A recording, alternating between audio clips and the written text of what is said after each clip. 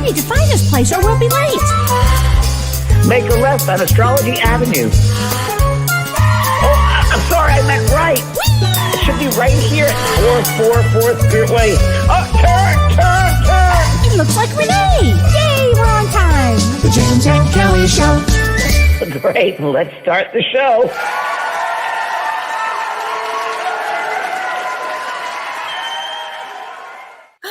You know, I still love that. I do too. It's going to be limited soon. I know, but I hope that the two of us can always say we to each other. Oh yeah, we'll say we to each other. Okay, that's good. How are honey. you? I'm good. How are you doing? I'm great. I've had a great day. Yes, you've had a busy day. I've had a busy day, but a really great day. Yeah. Feeling very healthy and wealthy, and Good. wise. And wise. And Perfect. wise. Yeah. Then it's perfect for our topic. It's perfect for our topic. Yes, it is. And I was going to download our topic today, but I didn't. So I'm going to go do that right now. Okay.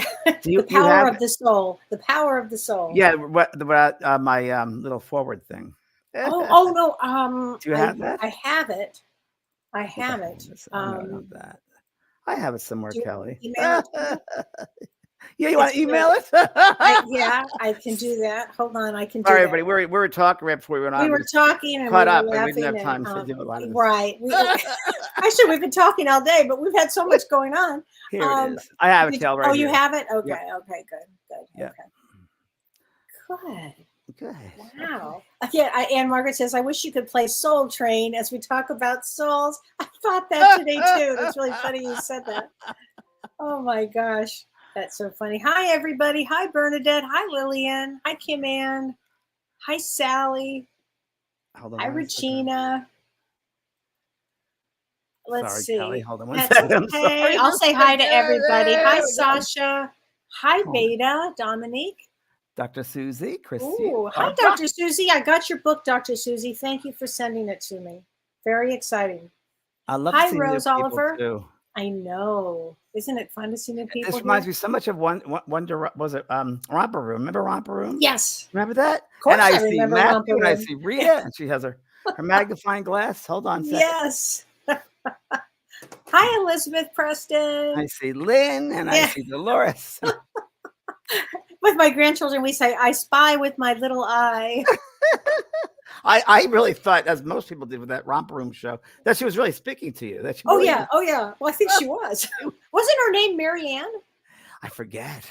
I I remember what she looked, but I don't remember what her name was. But yeah, I love that show. Oh, I love Romper Room. Romper Room. Romper Room. Leanna from Germany. Hello. A lot of Germans recently have been in my life. Oh, hi, Lori Young. Hi. Congratulations on your test, Lori. Lori's also a psychotherapist. Congratulations.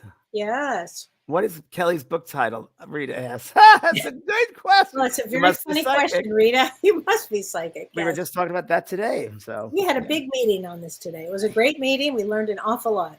And we'll see how things develop. Yes. Oh my gosh. Isn't life funny? Life takes turns and curves and ups and downs and all arounds, and you still end up where you are, right? Well, actually, you taught me just to go with the energy. You go with the flow. Yeah. Don't push the river, right? Yeah. The Buddha's saying, don't push the river, just let it flow. And that's really helped me. I mean, it's a great one. Yeah. There's that one. There's also the one, what other people think of you is none of your business. Helped me so much. Right. And that you can't control others, No, you really can't. Those are really good nuggets to have in your toolkit to have. Always use them. Yeah. And you'll be using them every day. Valerie. Oh my gosh. Let's see. Hi, Judith. Love her. Judith loves her enthusiasm. Thank you. Kelly and I love each other. So we get a kick out of each other on so many levels. We do. And we understand each other. We do. That we do. Trey, should I cleanse the stones and crystals before I tumble them? Yeah, I think that's probably a better idea. And then cleanse them after that. Yeah. Kelly, I have a question for you regarding crystals. All right. Okay. So you know that I have a big amethyst crystal in my house. That really big, gigantic one I got years and years ago from Brazil. I thought my roommate really liked it. And I thought if I go somewhere, I'll leave that to him, or you can have it. And I thought about it the other day. I said, you can have it if I move from here. it weighs a ton. And I said, you can have it. And I was okay with that because I'm learning letting things go and books behind. So I was all set with it. And then this morning I walked down my living room right there, and I heard the crystal say, "Not yet. I'm not done yet." Correct. Okay, so It was I was the going to say weirdest that. No, thing. and let me tell you about crystals. Amethysts are talkers. Amethysts are the biggest talkers. They'll all talk if you listen. They will talk. But amethyst, I have 2 amethyst stories that would blow you away. That they actually, if they don't want to move, James, this is what you risk. They will blow themselves to smithereens. Okay. They were so pissed. Okay. They can't. It felt like I'm not. No, we're not done yet with you. I'm like, oh no, you're taking this one, and there's a certain way to pack them so when you do move that you.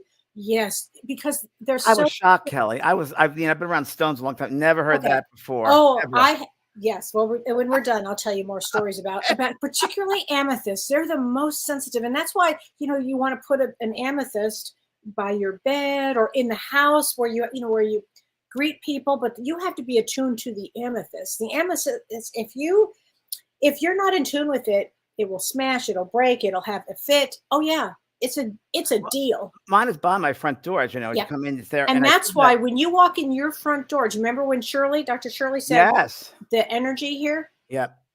I mean, that crystal is so specific to you and your energy. You could not leave it to somebody. No, I felt you heard it. I heard it. And how can I say I'm sorry to it? You just said you're absolutely right. What was I thinking? Okay. What was I thinking? I will. You're always with me. Yeah, there is no way. And then just settle that crystal down. Okay. A lot of love and love and love. Amazing. I got to tell you, that was a very amazing experience. Oh, yeah. I mean, I've had 2 massive crystal, that type of a crystal situation with amethyst. Where I had one once, James, that the crystal. My brother said to me, "Where should I put the crystal?" And I said, "Well, let me ask the crystal." I said, "Well, that's so funny. The crystal wants to be half here and half in the other room." And my brother said, "Well, how would we do that?" I said, "I have no idea, but that's what he just told me." James, the crystal popped up, lifted up, fell on the ground, and split itself in 2. Well, that's because of you. I mean, that's serious. But I have such a connection with crystals, but crystals are fussy. Wow. They know what they know. This one, Kelly, I think it's a citron. I'm not sure. I love citrons too. Is that a citron? Yeah, that looks like one to me. Yeah. And it just has to stay with me, and it just wants to be with me. It's the weirdest thing. No, it is just how they are, James. I'm telling you, they get real close to you, and that's it. And I bought this like your baby. Oh, how beautiful! Is that a moonstone? It's a blue. I want to say light lapis or a blue moonstone. Or it's beautiful, beautiful. Is it a moonstone or? It looks to me like a moonstone, but I can't tell. Could be. It's beautiful. Yeah, I love it. I don't know. And that feeling. This is a moonstone, Kelly. Look. Okay, let me see.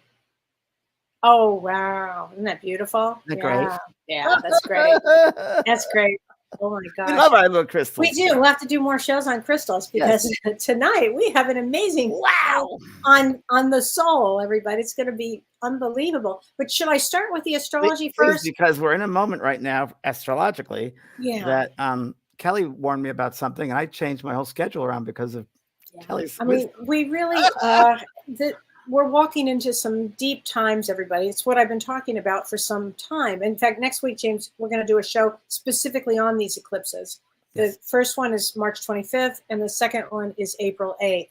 And what I want to start with today, which is, we call this, the Mercury's about ready to go retrograde on April 1st. So I want to talk about that time period because I think it's really important. But even before we do that, I just want everybody to know that in the next several weeks, starting tomorrow, we're stepping into some very intense and some challenging energies. But the show we're doing tonight, James, which is about the soul, I think it's fascinating because the timing is so perfect for this. Because this is a time that we're going to be walking into right now that invites us actually to learn lessons within all of this chaos, because there's going to be a lot of chaos. And so learning about the soul and understanding the soul, I think, is going to be really important for this energy that we're about ready to step into. So it starts tomorrow on March 19th, 2024 with Mercury. Season? We are in eclipse season right now. Okay. We're in eclipse season, but on top of eclipse season, during eclipse season, we have some major situations that I want to address now that you'll see why this gets a little intense for the next 2 to 3 or 4 weeks. So it starts with tomorrow, Mercury, the fastest moving planet and the planet of communication. Yep. It conjuncts Rahu, which means it's next to Rahu, very close to Rahu, and they're both in Pisces. Now Rahu, water, right, and Mercury is debilitated in Pisces, which means it's very weak in Pisces. It doesn't like to be in Pisces, but it's conjunct Rahu. So let's talk about what is Rahu. So Rahu is the north node. In Western astrology, we say the north node, but in Vedic astrology, we say Rahu is the north node, and it's considered what they call a shadow planet. So there's no physical existence of it in the cosmos. We're not, but it's a shadow planet, and what it does is it represents illusions. And now remember, Mercury is going to be conjunct Rahu, and our April 8th eclipse is also a Rahu eclipse. So that's why, and again, next week we'll talk a little bit more about this, but Rahu it's concerned with material items, ambition, worldly success, but it also brings with it confusion and deception. Now we've got Mercury right next to it. So anytime Rahu is next to a planet, it amplifies the effects of this planet. Now remember, Mercury is debilitated. And it's in retrograde, Mercury. No, we're headed now that you mentioned that, let me explain that. We're almost there. Okay. Right now, we are in a very interesting time because this is what we call going into this retrograde period. It's very intense time because it's called Mercury's pre-retrograde shadow phase. So right now, from March 19th tomorrow until April 1st, when Mercury does go retrograde, we're in the shadow phase. Okay. Now here's where it gets like unbelievable. And I'm going to say it as clearly as I can because it's such a challenging time here. So Mercury goes retrograde on actually April 1st in the middle of 2 eclipses. Okay. Now, what happens, which makes it really, really challenging, is it's still in Pisces. Mercury is still in Pisces until March 25th, the day of the first eclipse. So the day of the first eclipse, it changes signs from Pisces into Aries at 29 degrees, which is what we call James Gandanta. So the day that we have this eclipse on the 25th, Mercury goes Gandanta, which means drowning, which means flooding, which means the karmic knot gets tied tightly. And remember, confusion because of Mercury, confusion. Wow. But then now let me just make this even more confusing because this is unbelievable. When we get to the second eclipse on April 8th, Mercury will then be in retrograde in Aries. But on that exact day, for whatever reason, it goes back into Pisces on that day, which is Gandanta, James. So we have 2 eclipses with 2 Gandanta points. Does that make any sense? No. Okay. Just say that this is going to be a very, I would say a very intense 2 to 3 weeks. And it starts tomorrow. Wow. And let's see what I got here. Someone just mentioned this. Crystal Burgess said, which is interesting, the technical issue is still recovering from the cyber attack. Healthcare United Health had a big cyber attack. Don't you, because it's Mercury? Yeah. 100%. I think cyber attacks everywhere. 100%. Yeah. Cyber attacks. I think that's on the rise. I had it my computer 2 days ago, and it was just, you don't want this on your computer, so you press no, but they programmed it that if you press no, you actually won't get it on there. Right. Wow. So be very, very careful during this period also for cyber. I think you have to be absolutely. Now, Lisa Jamuzian says, I'm going on a yoga spiritual retreat to Costa Rica, March 21st to the 30th. So I'm also traveling during that time too, Lisa. So I will just say this. You're fine. Just pack a lot of patience with you, okay? Because you're going to be there during the first eclipse. And so the first eclipse, which, it's going to be felt all around the world. And this eclipse is in Virgo, and it's about service. It's about service and healing. So I think it's great that you're going on that. Just, be aware of the energies, because people are going to be, if they're not grounded, if they don't have any idea of what's going on, I think their behavior is going to be confused. Erratic. They're going to be erratic. Is a great word to describe that. I see it. Erratic. People are going to be very erratic in all different ways. So be aware of that. Yeah. So we'll talk more about the other both eclipses next week. Best last. What crystals would be good to deal with all these astrological mess right now? What kind of crystals? I love my quartz crystals. I love quartz crystals. I think what about grounding crystals, Kellee? Grounding crystals. Yeah, grounding crystals. Quartz is grounding. Onyx would be great. Yeah. Anything that you love, well, crystals are extraordinary that way. But yeah, onyx would probably be great, James. And just remember, everybody, it's not you. It's right. just observe everything. Exactly. Complete chaos. It's like standing at the shore at a beach and seeing a wild storm in the ocean, and you're just aware of a thunderstorm coming, and just observe it. Don't let it take you down. Right? Exactly. And eclipses teach us a lot about ourselves, actually. And others, of course. And also eclipses put us back to the road we're supposed to be on.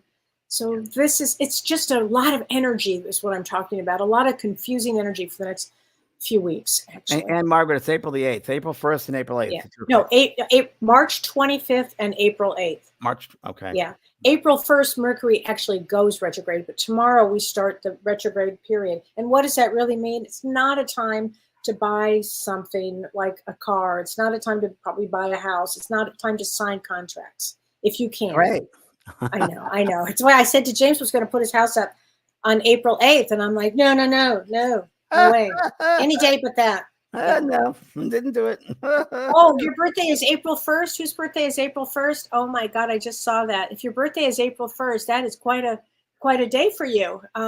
Lay low. Yes, Liz. Stay in bed, blanket over your head. Yeah, lay low. In fact, this is a great time to go inward, meditation, yoga, good sense of humor. Go under the bed and be in an embryo position, the fetal position under the bed. There you go. Every time. But you'll notice, anybody who's sensitive to energy, James, that this energy is kind of wonky energy. It's fierce and it's wonky. But Kellee, I felt it for the past, I think we all have, maybe after COVID, but it's been wild for a little bit there. A couple, at least 2 years, 2 or 3 years. It's been very.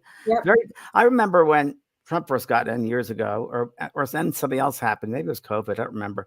And I was actually was in a pool, and I came up out of the water, and the first thought in my head was, the world will never be the same again. It just will never, ever be the same. And it has been. And it won't. It hasn't been, and it won't be. Yeah. People would ask, do you remember these questions? When is it going to get back again? When is it going to be? I'm like, no, it's not. We're here to have different experiences. It's how we learn. It's how we grow. Exactly. And I always say this, and I'm going to repeat it again. We wanted to be here for this time. You have said that's true. We won't just drop down here. We were here because we're meant to be here. Right. And it's, again, for our souls to really grow. So speaking of souls and the power of our souls, well, how did we come up with this topic? Because I do. It was, you were talking about. I do. I remember about the essence of the soul. Yeah. Well, I was working with Kellee. I was writing a foreword, which is finally finished. And it took a long time. It took several months. It's beautiful. I'm going to read a little bit of it. And it was during that time that Spirit came through and gave me this information. It was completely channeled and inspired. And that's what happens when I write. I just comes through. And I haven't written in a long time. So Kellee, and you kept on saying, well, thanks for doing it. And I wanted to say to you, thank you for letting me do it, because it's been a long time since I've written, and it felt really good to go back and write. Writer, you are one of the great writers, James. You're a great writer. Well, I looked up the Destiny card last night in the 3 clubs, and I read about the writer and psychic writer. So it came through to me that because Kellee's book is about, really, I guess you'd say, a bunch of adversities that you went through growing up, and originally we called it My Human Walk on the Inside and the Outside, but of both worlds. Because Kellee, tell them you worked really in corporate America. You were raised that you have to do corporate work, right? That's how you succeed. And isn't that right? Yeah. Well, I mean, I came from a lot of dysfunction, and And so kind of starts with dysfunction and then But she had her moves forward. soul gifts, her soul essence, her soul Yeah. being, and she couldn't. And one thing that's great about Kellee is she never denied that part of herself. She didn't understand that part of herself, Yeah. but it was always present. And Yes. thank God your mother always knew about it. And Yeah, Kellee comes a long line of mediums. I And do. your grandfather was My grandfather was a tipping, physical medium, and he was and table he was tipping. a table tipper. Yeah, that was a big shock to find this part out. Yeah, it runs in And my family. it runs the family. So the book is really, when I read the book, and it was just, I kept on calling Kellee. I was saying, did that really happen? Yeah. Really? Well, and don't forget, I had shared all these stories with you, and you kept saying, I could remember it. "You have to write this down." You and I once were with Kelly Dennis, and it was like, I said, "Oh no, this is just the beginning. Let me keep going." Yeah, So as the book goes on, and it does get, it's an amazing story, and it's an amazing story of courage, determination, faith, love of self, honoring oneself, because so many people have certain things happen in life and they don't pay attention. They don't use those opportunities, and they let lives go. I've seen it with thousands of clients you have, Kellee. yeah, Life goes by and they get to the other side and they're like, wow, why didn't I believe myself more? Why didn't I just right. open myself up to my true self and have a relationship with my soul self? And Kellee has done that. And Kellee is really one of the people that I know that has had the most shit happen to her. It's That I true. read that It's book, and true. I Yeah. know you. And I was like, Uh-huh. wow, I didn't realize all those No, I things. used to actually say to God, "Can we stop now? Because I have to take a break. I can't. I need a break for this." I mean, sometimes I'd be crying about it because it was so much. But then I just learned to, And you kept it on looking was. outside yourself. I I mean, throughout did. the book, you should always look for satisfaction outside of herself, trying to please people, trying to be Hmm. something she had the ability to, but that wasn't really her calling. But you Right. always tried to please others and do Oh the right, yeah. do the right thing. Yeah. You always do the right thing. But Hmm. your soul was calling out another way. It was, and And, then my soul started screaming. and that starts, I was going to say, your soul Yeah, starts screaming at you. and You have work then that was it. Then that Kundalini energy hit, and up it I went.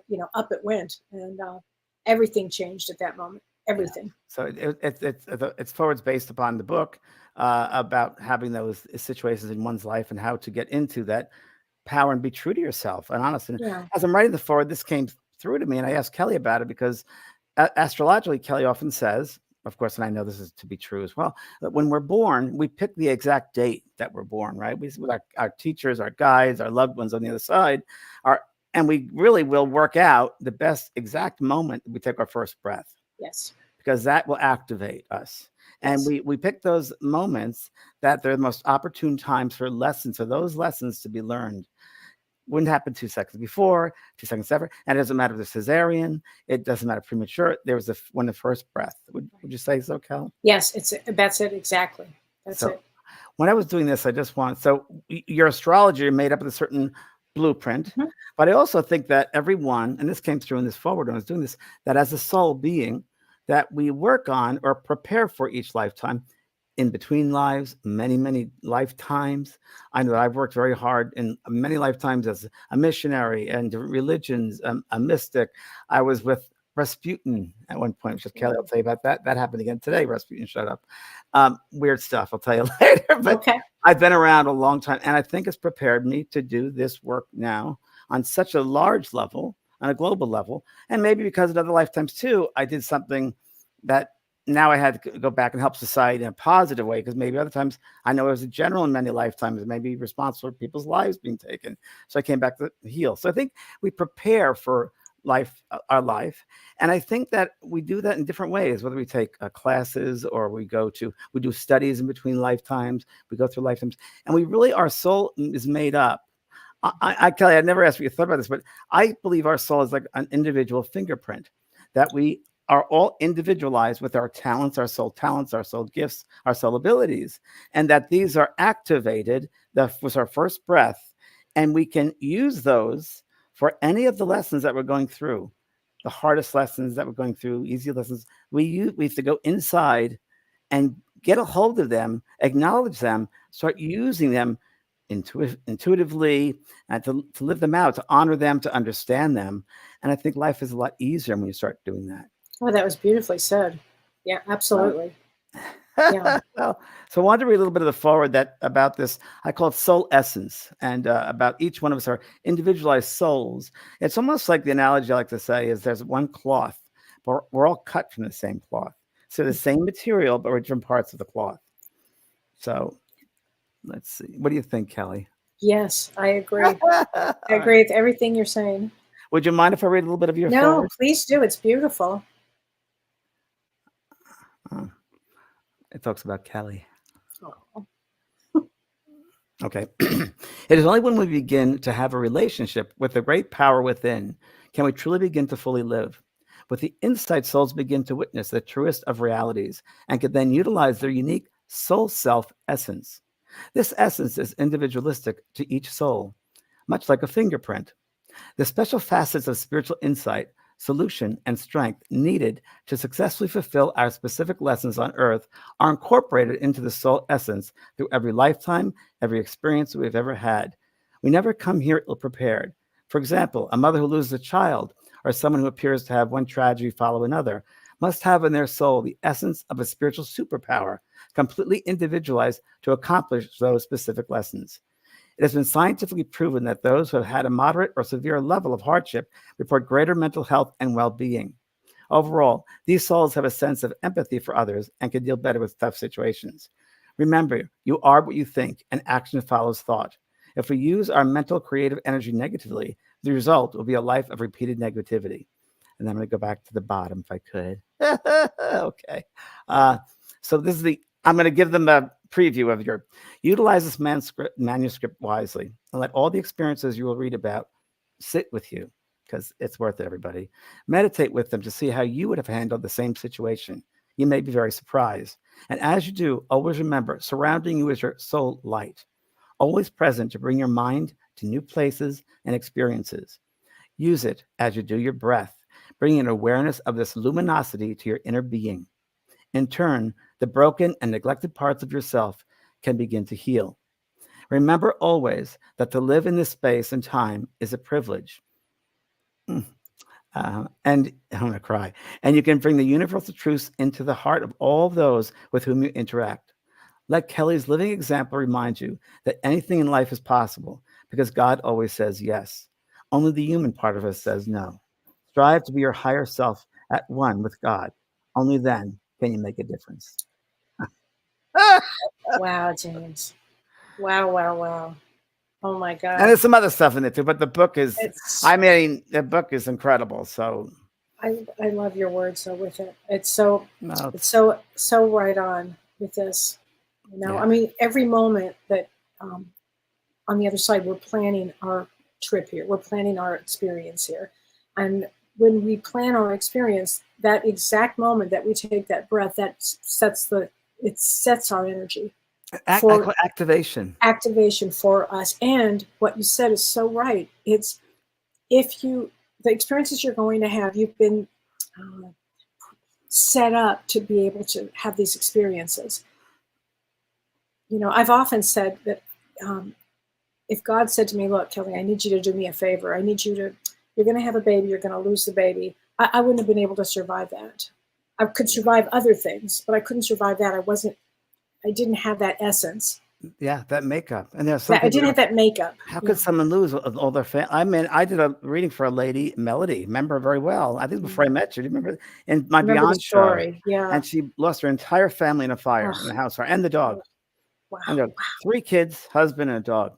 Wow. Now, to me, I could never go through that. That's overwhelming. No, and I would not know how to even with my awareness and knowledge, that would be a hard one. Those are hard lessons. Yeah. So, you know, some people come back and they really are made up of that essence, that elements that help them to get through that. But we have to go inside. We have to live from inside out, because that's where your soul is. This is your soul essence. And you're meant to survive. You're meant to go through these lessons because there is no death. Yes, right. And it's how you go through it that really matters. Right. Connie Hamilton says, I'm confused. What's the difference between your soul, your spirit, and your higher self, or are they the same thing? Well, I like to think of, well, I'm reading a book right now, which I wanted to share with everyone a little bit. I'm going through different books, and I'm doing spring cleaning right now. So I'm packing away stuff and putting things, and I came up with a wonderful one of my classics. Which, sorry, Kelly, you're not going to get this. I'm not getting this one. Have you ever heard of Manly Palmer Hall? Of course. Question and answers. I have that. Yeah, I have that. Yes, because I remember at the place he was in Hollywood, right? He was in Los Feliz. Yeah, Los Feliz. Yeah. And he was I think by the time 18, he wrote 16 books. And I used to see him lecture, and he's passed over now. And he was amazing. He was just an amazing being. He says, someone's asking, what is illumination? So this goes with the question a little bit. Answer: illumination, according to the definition of mysticism, is inward enlightenment. Truth is light, not physical light, but soul light. As plants of the field grow up through the earth to the light of the sun, so man grows up to the dark earth of nature to the light of truth. Illumination may be either rational or intuitional. In the first, man discovers through reason his participation in the life of all things. He moves from reason to realization. In the second, emotion, refined and spiritualized, acts as an occult symphony, with the result that the soul feels reality. Emotional conviction raises his consciousness by enthusiasm to the real, which is why you, myself, other mediums do this work, at least I guess myself, because I know it's real, that I want to bring this truth, this illumination to as many people as possible.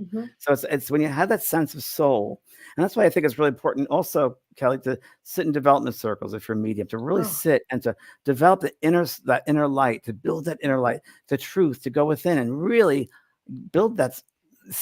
First of all, acknowledge the power, acknowledge your soul power, and use that. And it's an amazing experience. Would you call the soul power the Kundalini power? I don't like to put labels on it. It could be part of that. Part of that? That could be part of that.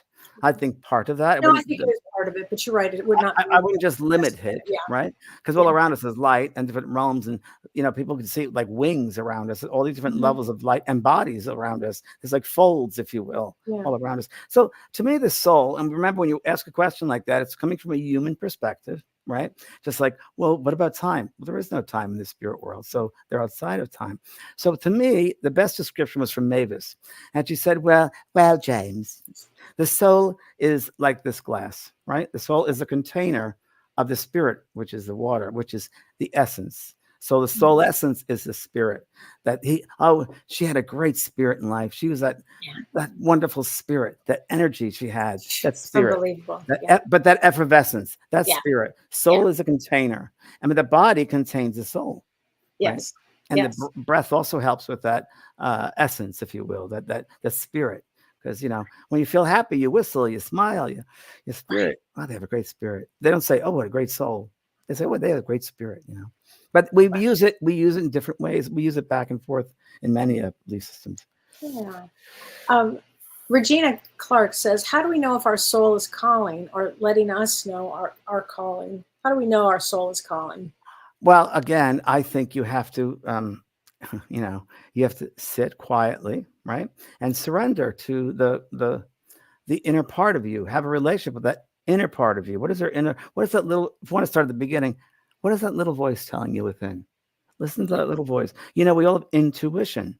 And I teach this all the time, but the phone, well, now we have cell phones, but in the old days, you get mail or you get a phone call and you say, who's on that line? I wonder who it's going to be, and you intuitively pick it up. The more you can honor your intuition, the more you can use that intuition, your soul's voice will speak to you and you'll know the truth. You'll know reality from non-reality. So I guess it would be listening to your intuition, not listening to those people out here in your life, but listen to your own self, to thy own self be true. And that's really, its truth is within, not without. So I guess getting connected with that truth of within. Okay. Does that make sense? That makes sense. Yes, that makes sense. Yes. So Kathy Dunnick says, what does it mean when she or he is an old soul? To me, Kelly might have a different response, but for me, it's a soul. again, it's human because we can live in several places at once all at the same time right now. But in human terms, I guess would be a soul that has traveled through many, many, many lifetimes. An old soul been through a lot, many, many experiences. And each experiences builds in the fabric of the soul more and more and more. And that realization comes in stronger. The luminosity gets stronger and stronger and stronger.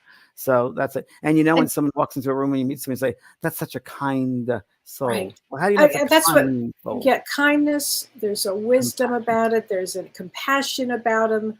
You can see There's a wholeness. There's a wholeness about them. Yeah. There's a serenity about them. Yeah. There's a soft strength about them. Yeah. Yeah. That's so true. Brian Weiss had that. Brian Weiss was Did he? that way. Oh yeah. Brian Weiss, Many Lives, Many Masters. Yeah, Brian is a very old, wise soul. Yeah, I always thought that with Brian. And a soul brother. Wow. Yeah. Sarah Jordy Fisher is an old soul. Jordy Fisher. Oh, Jordy. Yeah. Jordy's a very old soul. Oh my gosh. Sarah DeVoe says, do souls plan having cancer as part of their life experiences? Mm-hmm. Yeah, Sarah, they do. I often call that the great awakening for people. Yeah, cancer is interesting. Just went through a whole thing with my family with that. And it's pretty interesting. But I've heard once, and I don't know if this is true or not, that there are some souls, not all souls, but some souls choose that condition of the cancer to alleviate negative karma for the rest of the planet. I've heard that too. You've heard that too. I have. Yeah. AIDS came out. I heard that as well. There were many cases of AIDS that when it first came out, and Spirit would say, because I helped start the first AIDS APLA, in Los Angeles. That's right. Right. And it was they're really interesting. They say there are many souls who picked this to alleviate negative karma of the rest of the planet. So. See, I felt that way about COVID too. Yeah, that's right. You did. You mentioned that to me. Yeah, I did. Yeah. Charlene Testa says the soul is the gifts you bring in with you. I like that, Charlene. Think of it that you those gifts, those experiences, I call them that experiences, that realization, that luminosity, as Manly Palmer Hall talks about, luminosity, is you build upon that. Your light. Here's a good one. Your light gets brighter with each experience. Ooh, so I like that. Isn't that good? So when you come into a lifetime, you bring all of that light with you, and then when you open that up, that awareness, then it shines brighter. When I was a little boy, I always knew I'd be well known. I knew when I was 3 years old. I knew that it'd be before the public. I thought it'd be acting or something, but I always knew I'd be okay in life. I just came in with that awareness. A lot of people don't have that awareness, but a lot of people do. But coming in with that, a sense of I think it's very interesting. I think this is very weird. I'm going to throw this at you, Kelly. Okay. I find that there are some people that come in and they know who they are. You definitely did. And I do believe that. I absolutely believe and most of my friends are friends that I choose, and they all know who they are. Yeah, yeah. Very true. A lot of people don't know who they are. That's true. And they live in fear, most of them. And when you know who you are, you self-assured, you have a sense about yourself, a sense about the world. I don't know. It just seems there's a whole. I had a sense of who I was early on. I always had a sense from the book, chapter 2. I had a sense of who I was. And then through life experiences and, shit gets thrown at you and you're kind of dodging and kind of learning and growing. I never lost that sense of who I was. And then the sense of who I was grew. Who you really were. Yeah. From the inside I really was. Yeah, exactly. From the inside out. And it took those experiences for you to get stronger and believe in yourself. Absolutely. Believe. Yeah, and that's part of the power of your soul is having the experiences, learning, and really believing in yourself. And as you said, it's almost like light starts to pour out of you when you have these experiences and you can move through them. I remember when I was a kid, I was bullied all the time. As a young boy, I'd be beaten up I thought it was my height. At the seminary, the first night, I was bullied. That's really weird. And later I thought, what is it so much about? And I went to a healer, and I've told the story before with Michael Tamura, and he said to me in this session, this is years ago, he goes, you know why you came back short in stature this lifetime? I said, no. He said, because you have such a bright light and power that if you came back taller, no one would listen to you. And that scare everybody. Yeah, I'd intimidate people. Yeah. And that made a lot of sense. Well, I've got chills on that one. That makes so much sense. That felt right. So, but we have to take the time to get to know who we are. And a lot of people listen to what other people think they are. And that's not, you'll never have a successful life. That's correct. Would you repeat that? If you believe, keep going, go with that, because that makes so much sense. If you live your life according to what other people want you to be, you'll never have a happy life. You have to be who you are and express your unique soul fingerprint, your unique soul essence. Yes. And be yourself. And that's the only way. You can't be anybody else. You can't copy anybody else. I've had so many people in my work trying to copy me. Like, you can't copy me. There's no copying. It's funny. You just you got to be yourself. You got to. Everybody's unique, like snowflakes. And the more you're aware of that uniqueness and you live that uniqueness, the more successful you will be, the more open you'll be, the more expansive you'll be, the more experiences in life you'll have, the more success you'll have in all areas of your life. It's so true. Right. Renee Hounsel says, I have understood from the ascended masters that there is a trinity, the source, the spirit, which is the higher self, and the soul, our story of source expression guided by the higher self. I think that's part of it, Renee. I do. I don't know the cosmic consciousness part of that, because we don't know the other levels that exist from this human perspective, but the cosmic consciousness might be a whole different thing. And we're part of all the stars. We're part of all those systems. I do think before we come back into this body, we go through what's called the valley of forgetfulness. We start with a clean slate. And maybe that's God's grace, because if we remember past lives of hurting people, we would be so obsessed with that in the current lifetime, we wouldn't live out our lessons in this current lifetime we came back for. But there is that sense that when we first leave the body, there's an awareness of everything, the totality, if you will, of your soul being. Barbara Milligan Buffing says, I'm still learning who I am. Good, Barbara. That's a great place to be. It's great. It's that I call it the art of discovery. I discover something new about myself every day. And along with discovering it, I laugh and I say, wow, you're so funny. Oh, that's so funny. That's great. Or I will observe people and say, wow, I try really hard not to judge people. And that's been a lesson because I'm a Virgo. And I've gotten really good at not doing that now. I've really been good at that. But it was hard, but you got to observe, just observe and be kind to yourself. Be compassionate to yourself. The rest of the world will treat you badly. Treat yourself kind. You know? Oh my gosh. And a lot of people really do have to go through that experience, James, of understanding that they have to have compassion for themselves. And a lot of people bypass that. So you really cannot bypass that. You can't bypass anything in spirituality. No spiritual bypasses. No. Like people want to develop mediumship quickly, or no, you got to sit and quietly and let those natural abilities, the flame, you got to stoke the fire and let that flame come naturally,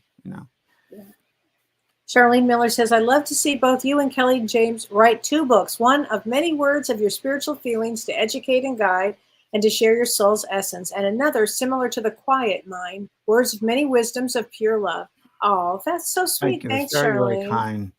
Very, very kind. And, then there comes that whole thing of judgment and self-judgment and self-criticism. Well, am I good enough to write something like that? Am I, like everyone here, we talk about this. Am I good enough to do this job? Or I'm not good enough. It doesn't matter. You shouldn't be like that. It's the imprint. It's what you're going to leave in the world. It doesn't matter. There's a rippling effect. It's your influence. No matter how successful, not just your influence, your energy is out there into the world. And that's what matters. Success is able to let yourself be yourself and share it with the rest of the world and see how it's changed the world. I love that. Success is letting yourself be yourself. And see how it changes the world, that rippling effect, and acknowledging I'm here for everybody. I'm here to serve everyone. And who I am serves everyone, not only myself, but everyone. So, it's interesting. Like the whole transgender thing, I think it's great that people are acknowledging differences about themselves and honoring these differences and just be. There's no right or wrong way. Just be, just be. Right. So. Yeah. Shell Lee says, James and Kellee, does a part of our soul come down to be a human, and the rest of the soul that we communicate with is the higher self? What do you think, Kellee? I do. I do. I think that what do you always say, like 20% or 30%? Yes, 30% is here, 70% is out here. And I actually agree with that. And I always used to love that Star Trek with it. I never watched Star Trek a lot. I didn't either. My favorite part was "Beam me up, Scotty." Yes. My favorite part, because there's that tube maybe of we'll light. Say that when it's time to go. We'll go beam me up. That tube of light, and I related to that as a kid. Like, beam me up in that tube of light. It's like, oh, that's like kind of what it's like. It's a vessel.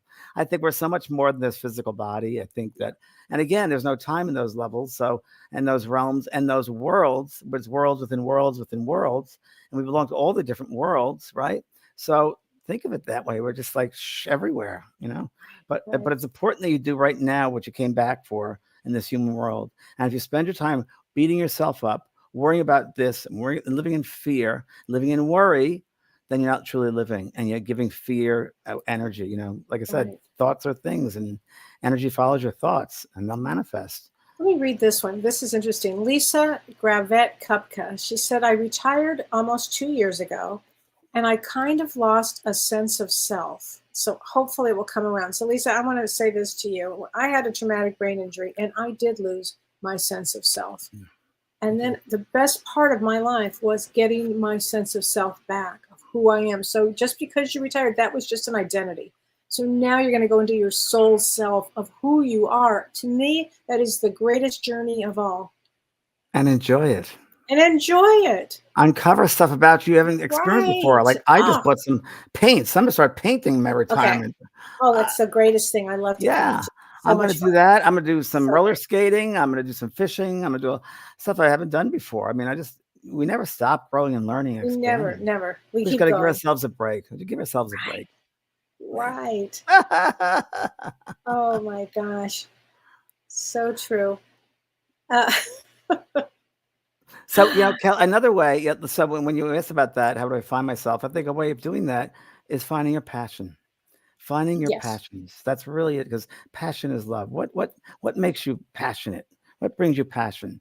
And writing that forward, passionate. I loved it. It was great because it's teaching. It has to do with the book. It was passionate. There was so much passion in it, James. I could tell with every word, because every word was a gem. And I knew you were so getting excited as you were writing it, because it was really flowing. I just felt bad that it was so long. It's Kellee, it's coming, I promise. But I knew it was going to get there, and I knew it was going to be incredible. And I also wanted you to have the experience of the journey of it, because you are such a big part of my life. And you're here to write, and you're here to teach, and you're here to do all of these things. And if that can inspire you to the next journey, this is fantastic. Well, I just think it's in the creative process, and working with the creative energies, that essence too. I think part of creativity is mediumship. It's that energy. We can all use that creative energy in different ways. This singer or an actor or a musician or a homemaker or an accountant, we use it all in different ways.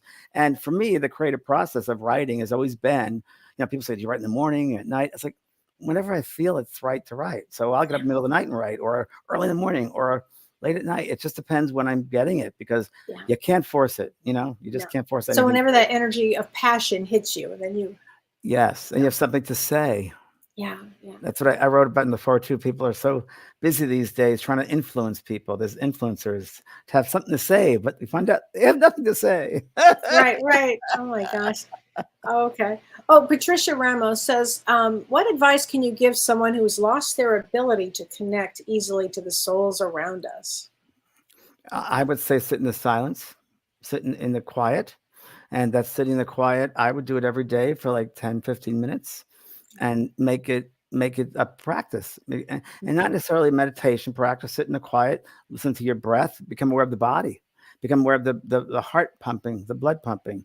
Feel the blood just going through the body, the vessels. And which each time the heart pumps, have gratitude. Each time it pumps, bringing life to all different parts of the body. Start with that. Start with those little things. That's what you want to do. It's nothing like, it's silent. It's surrendering. It's stillness. Sitting in the stillness.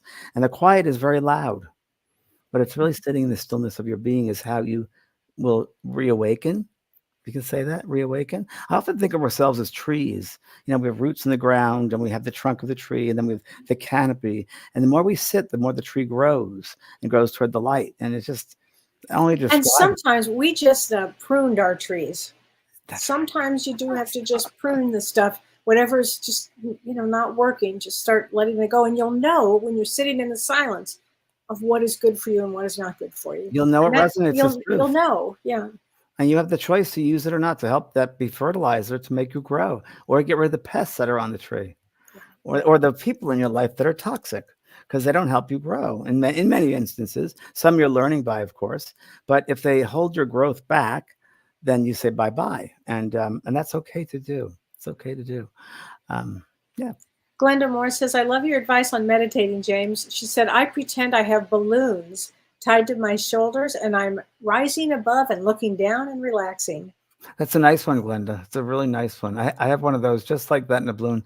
A day in the spirit world in my school, I do it with a balloon, a hot air balloon, and we go on a hot air balloon for the whole day to the other side. So I like that balloon. I found when I sit in the quiet and the stillness, there is a sense of all around me. I start opening up the envelopes around me and the energies around me, and I begin to sense the densities of that enfoldment, if you will, of the envelope, and it opens up and it gets lighter and lighter and lighter. It's dense, then it's lighter. And then I have a color that goes with it. I have an emotion that goes with it. It's just how far can that go? Wow. And it's nothing you're really actively thinking about. You're not thinking, you're just feeling, you're just surrendering to whatever happens. It's pretty cool. You don't have to do anything. You're sitting in the stillness of your soul. Yeah. Oh my gosh. Wow. Your soul is very loud. It'll speak to you just like the amethyst. Just like the crystal. Just like the amethyst. But you know what? The soul will speak to you. Well, you'll get messages all the time. It does every day if you listen. If you listen. Yeah. Every day if you listen. Right. So true. Here's one from Sonia Mason. Have you ever had an experience? Okay. Have you ever heard of anyone experiencing I don't know what that's, from the time I was a child? I don't know what that means. I felt that time was just an illusion. I find it hard to have any conception of time. I would still carry that with me. It's hard to explain it in the words. That's very interesting you say that about time, Sonia, because I was having this discussion. I don't think it was with you, but the other day I think with my roommate maybe, that time, I don't feel like, as I even get older, of course, but the days don't mean anything anymore. The dates, I'm not sure what date, because there is no time, and I'm feeling more into not having time. It's more moments, I think, that I live now. Interesting. Yeah. No, I understand that. Earth does have time, but I love, Sonia, that from the time you were young, you found it hard to have that conception of time. I know many people that have had trouble with the conception of time. Yeah. Yes. On Earth. Yes. And yes. I understand that you carry it with you, Sonia. I did not have that. I must have taken a class on the other side that said, all right. Virgo. I mean, yeah, exactly. But I have had many that don't. I get upset when people aren't on time. Yeah, I do too. Maybe some said it was because you're Capricorn rising, but I think it's disrespectful. Yeah. And I know it's that person's makeup, whatever, but it would be a nice thing to, just step up. Step up. Like the boy at the restaurant I was talking about today. I was at a Japanese restaurant this weekend, and there was a young couple with two kids. The girl was about 7, the boy was about 9, and it was full of 2 other couples around. My friend Julie and I, and this kid is jumping up and yelling at his dad and screaming, and then eventually, and it was annoying. You could tell everyone was getting annoyed. He went to a high shrill and started climbing up in a booth next to him, and I said, "Young man, stop that. That's not appropriate in a public restaurant." And he looked at me, and his father said nothing. And the boy said to his father, anything? Didn't do anything. Was completely oblivious. And the boy said, "Daddy, that stranger is speaking to me." And there was no response. They just then, they were finished their meal and they left. But it was very interesting to see the father and mother, no sense of being in a public place. Wow. And the kids are climbing up. The girl was okay, but the boy was climbing. It was weird. It was a weird conception that they have no sense of a space like that. It's like public space. They think they're in their own living room, I guess. I don't know. Or That's weird to me. Exhausted, maybe? That could be probably part of it. How old were they, little? They were about 9 and 7, 10. Oh, no, 7. No. They should have immediately. No, they should have. They really, not good parenting. Yeah. I mean, it was, no, that's just not all right in a public place. What are you teaching your children? Oh, my gosh. Laura Crum says, I believe that the world today has lost the ability to be empathetic. It's true. It seems as some are becoming so roboticized that feelings are being lost or dismissed. The fast-paced world has driven so many to become, in a way, unhuman and more mechanical. My advice is always to all is to slow down and smell the roses. That's pretty much what you were writing today. Can I read a little bit more? Yeah. Right now, in this space we call Earth, it seems as if we are living in a perpetual state of hustle and bustle to merely survive. The constant fight or flight urge has been cemented into the psyche of society. Whether the result of the COVID pandemic, social media, ongoing wars, or political extremes, or a combination of everything all at once, we have forgotten our true and divine natures. Instead of nurturing ourselves gently, unfolding the mysteries of our inner light and spirit gradually and naturally, we insist on immediate gratification by making feeble attempts at controlling and possessing the world around us. This wanting to know forces us to discard the fullness of appreciation for the present moment. As sacred and miraculous beings, we are here to uncover our divine selves gradually, step by step, without a sense of urgency and distress. And then I talk about there's a great spiritual hunger in the world today when we as souls attempt to search for fulfillment outside in the world. We cannot fill the empty void within ourselves, and so that hunger is never saturated. There is so much pressure to be relevant or to be seen. Often we resort to creating shock personas or contort our bodies and faces merely to make a unique selfie in order to gain more followers. And it goes on and on. So it really is interesting because I talk about the exploitation with the COVID pandemic. Exploitation exploded. We began this entirely different relationship with our computers and devices, becoming more isolated and insular, limiting our perspective of ourselves and the world. All we could do was look at our screens. We were glued to our phones for hours at a time, checking global and local events via online news, social media platforms. With the information came a glut of misinformation, and it goes on and on and on. But it's exactly what you're talking about. Yeah, exactly. Wow, James. That's why it took so long, because we're living in a time like that. And my next book called Knowingness is about that. But as I said to Kelly, I better hurry up and write that Knowingness book because it's going to be changed so quickly within. Yeah, exactly. It moves so fast. Things change so fast now. Oh my gosh! Now tell everybody, what do you have coming up? Do you have? Are you offering anything? Yes, right well, today's now? our last day. Today's our very last day of my sale for the certification for the healing certification course. Today's 25% off. That's today. Wow. And that's Heal 25 is a code. It's on my school. Oh, good. And then in April, we're going to do another Evening of Spirit because we had a lovely one on Friday night. And we're going to do a 3-hour session. Wow. Because I want to teach. And I found it was limiting. It's a great place to teach. I want to teach and do a meditation and really do lots of different types of messages and how we do them. So yeah, that's on my website coming up. So that's and that really goes to what the soul is really needing and wanting right now. It really are learning things. Yeah, it's gathering up. It's I often have this vision of like a bushel, a basket, and along the way putting new things in that bushel. I love it. The fruits for our soul to eat. Perfect. And what about you, Kelly? What do you have going on? Thursday on my show, I'll be talking about Kundalini energy and what are the emotional blocks that block the energy. Wow. Yes. So emotional blocks, are there also physical blocks, or is that physical blocks? No, physical blocks too. Emotional blocks, traumas, things that block. Spiritual blocks as well, or could be spiritual blocks. Could be fear. Can you take on other people's, like someone asked earlier about an ancestry? Could it be passed on? Oh, absolutely. Yeah. So that's on Thursday. Yeah, we're and then in June, I'm teaching a class with Shirley and Carrie, and it's going to be the 3 phases of trauma from spiritually. Yeah, you should join us spiritually, psychologically, and generational trauma. Oh yeah, I have to see that one. Right, you have to. It's going to be that's going to be a good one. So the 3 phases of trauma. You should write a book. You should write a book. I will. Yeah. So much to do. Well, thank you, James. Thank you, Kelly. Thank you, everyone. Thanks everybody. Thank you.